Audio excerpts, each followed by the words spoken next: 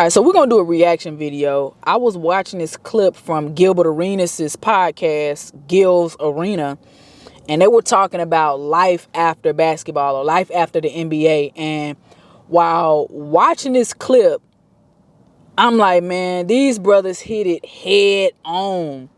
Everything they talking about is so true. So I wanted to react to it and put my 2 cents in and just kind of give you my logic behind this, because I played ball all my life as well. Like, if you would have asked me back then, Jazz, who are you? Oh, I'm a basketball player. So back when I had to transition, when my career was over, it's like, what do I do now? All I know is hoop. You know, so looking at this clip right now really helps me to put into perspective that, you know, this thing is a real thing. Like, not only me went through this. All right? So let's get into it. Life after the NBA is cold, my nigga. You gotta refine yourself. If anybody say this shit is fun, this shit ain't fun. Nah. Look at niggas. Nah, look at everybody. Nah, look what niggas look like after the NBA. Niggas get fat. They lose their mind. Look at that. Look at Gil. Look at this whole cast. Got a nigga with a crown on, a rusty crown on. Niggas just trying to catch a wave. Shit is crazy. Y'all want me to come to y'all and speak at y'all conferences and shit? I tell y'all, enjoy that shit. Enjoy the hoes, the clothes, all that. I could say I live, baby. I lived 1,000 years, but I'm telling you, when it's over, it's over. You have to become a Nick, he's a jokester, but he's speaking real facts right now. He said, niggas get out the league, niggas get fat, they don't know what they want to do. This is so real. regular citizen again. You at home. You can't do the shit you used to do. You cheat now, it's over. Ain't no coming back. Don't cheat now, because you're going to lose it, because you're going to bring in the same amount you used to bring in. You know? You cheat now, it's over. Don't cheat now. I learned not to cheat. I'm a good man now. I'm a good man now. Nah, but what Nick Young was speaking about, that is so true. It's like when you've known something all your life, it's like you can low-key get over with some things. You know what I'm saying? Like, people will let you kind of get over just because you have this certain stature. You know what I'm saying? I really wanted to get into Kenyon Martin's. He was speaking some real facts too, so let's get into it. It's the time you have. Trying to fill that void. Some people have things going on where they can, family, businesses, etc. Some people don't. Some people find comfort in eating. Yep. And you can tell.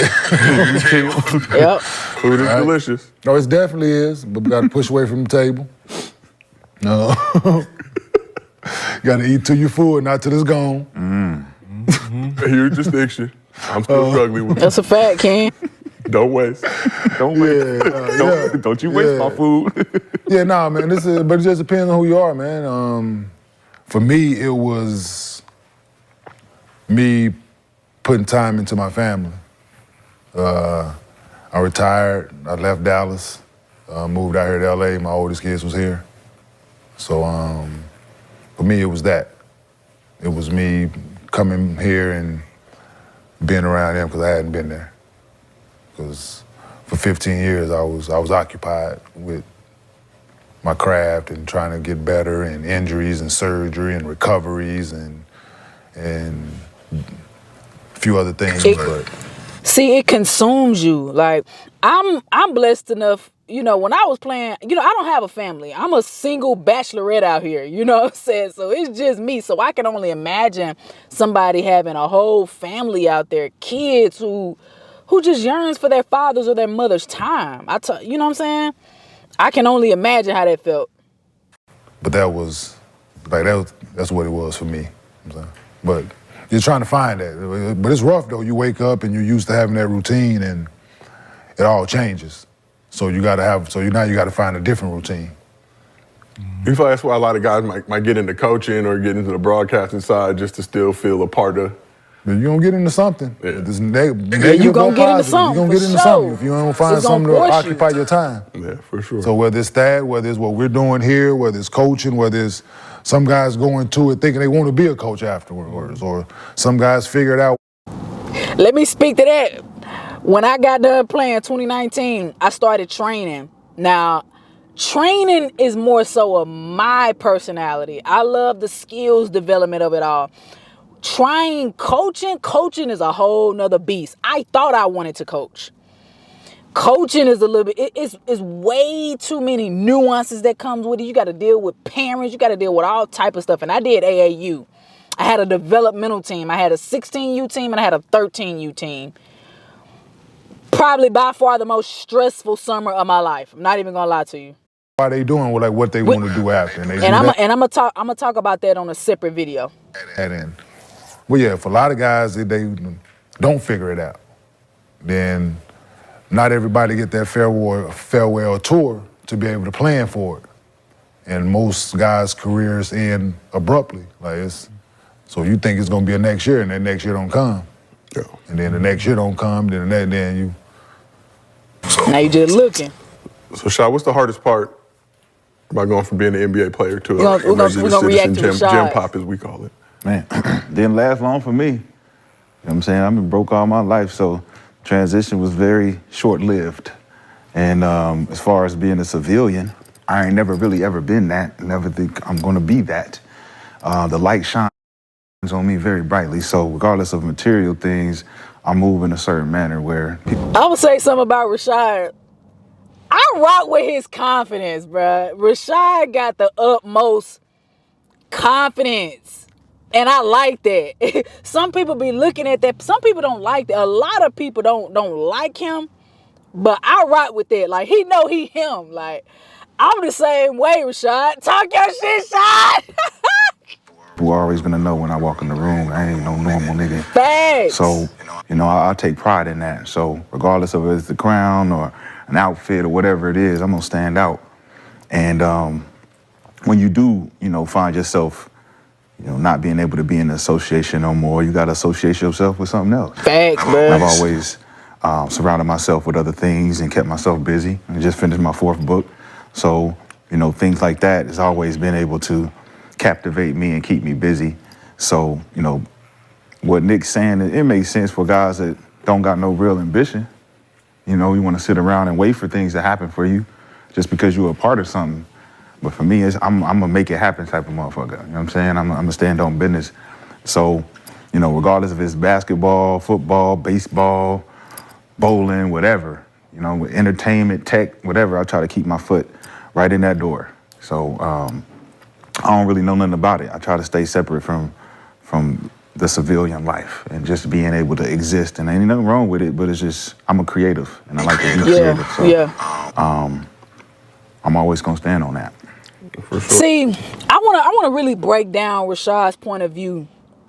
See, people who don't have no real true confidence in themselves, they despise people like this. See, when I hear people talking like this, see, this is my type of tribe. Like, Rashad, if you see this video, respect to you, brother, because, man, listen, you really got to tell yourself that you are her. You are him. You can't let all these other people put their limiting beliefs on you.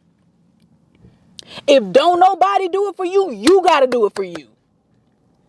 You see what I'm saying? Like, you got to talk yourself up. Even if you don't even believe it, you got to keep talking. You got to keep affirming yourself that you are that person. You are him. You her. And that's his mindset. Like, Rashad was like, and when he talks about not being a civilian, he talking about just not having that content mentality. Like, nah, like, I'm a creative. When he said that, I felt that to my core. Like, nah, I'm a creative. I'm going to make something happen regardless.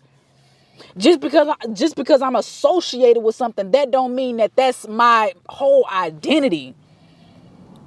So Rashad, I really rock with his point of view because that's the type of mentality that we have to continue to level up mentally, physically, spiritually. Like, you got to have that utmost confidence in yourself, man, for real. Now we're going to get into Gil's point of view. Gil was speaking some real facts, man. Let's get into it.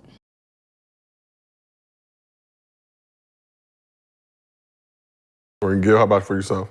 General. Going from an NBA player, going from being hibachi, Agent Zero, to Gilbert. Oh, just me personally or just general? Personally, general, a little bit of everything. I mean, be honest, it's difficult. I mean, you've been pampered since you was skilled, right? AAU, college, right? High school, like you've been put on a pedestal, right? So, Yep. Most of the time when motherfuckers get to the NBA, they've never even done laundry before. When they got to college, somebody was doing their homework, somebody was doing their laundry, and then you get to the NBA, you on your own, right, for the first time. So when you get to the NBA, most of these people are they're on their own for the first time, trying to figure out how to be an adult with all the money in the world, right? So you fly in private, you doing all this stuff. Now when you're done, it's no different than somebody who's been in jail for 10, 15 years or in the army, right? You didn't have most players didn't have plan Bs. Yeah. Right? We're Superman, right? So when we're done, one, we didn't know we were gonna be done, right? So we sitting around trying to work out, and then it becomes a depression. It becomes a depression because everything we know left, right? The money doesn't matter at that point. Oh my goodness. When I heard him say this, I'm like, can you please get out of my head, Gil? Because this is so true. That depression kicked in. It's like, okay, what am I gonna do now? Like, who am I? This is so true. What he's speaking right now, all my athletes that's watching this, if you know what he's talking about, you know.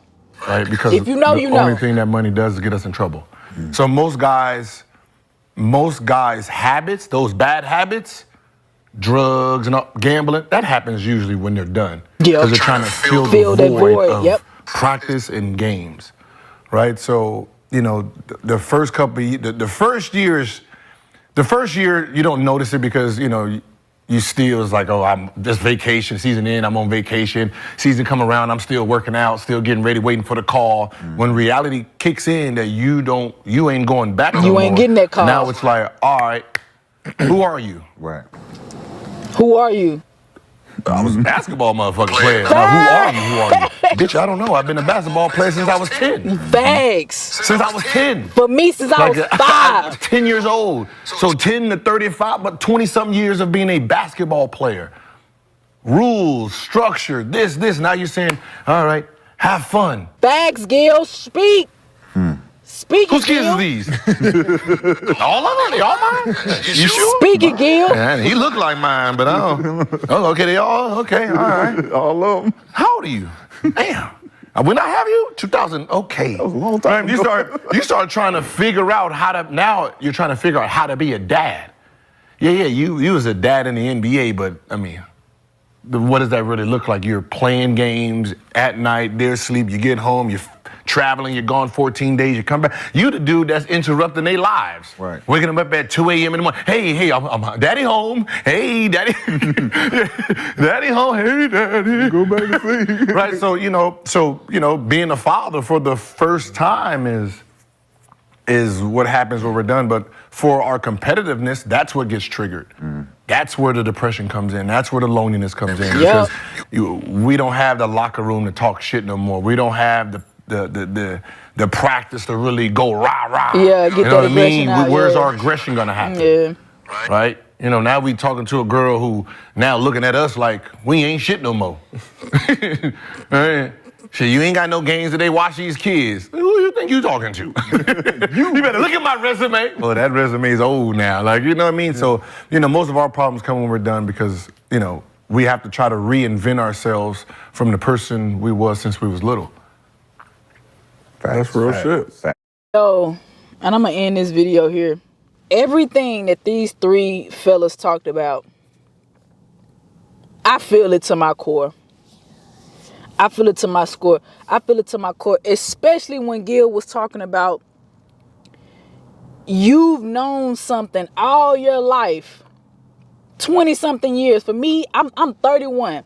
I played ball competitively since I was 5 years old, outside on the pavement with the boys. Like, that was me. That's all I knew from 5 all the way up to 25, 26. That's 21 years that I identified with being a basketball player. So one-sided. If I had to give someone some knowledge, some tutelage right now, if you are an athlete and you looking at this, explore other things. Not saying that you're not putting your all into your craft, but I'm saying I wish somebody would have really instilled it in my brain. Okay, Jazz, look into other things. Look and see what other passions you have. So when it's time for you to transition, it's a smoother transition. I needed someone that I could relate to. I needed someone that didn't play ball and that could tell me these things. You know, my mama told me these things, but it's like, you know, we all get to the point where it's like, okay, mama, I got you. You know what I'm saying? But, you know, I wish somebody that I could really connect to on that level, on that player's level, that told me, hey, that pulled me to the side, maybe whether it would have been a coach, a trainer, or somebody. Hey, Jazz, you know, you need to start, you know, not taking you away from your craft, but you need to start exploring other things that makes you happy. You like fashion? Look into fashion. If you like, you know, looking into art, look at the art. If you like painting, do painting. If you know, look at other things. Don't be so one-sided, because when it's time for you to transition, it is going to be a rude awakening.